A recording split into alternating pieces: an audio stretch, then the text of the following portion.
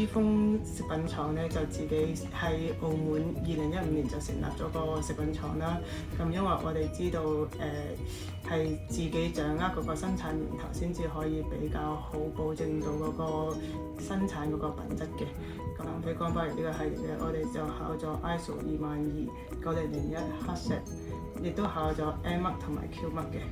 咁就除咗我哋主打嘅即食南非乾鮑魚之外咧，咁我哋仲有即食冰糖燕窩啦，同埋一啲即飲燉湯，同埋衍生嘅其他即食產品，例如係粥啊、嗰個糖水啊。咁未來我哋亦都會繼續積極參與海外嘅參展啦。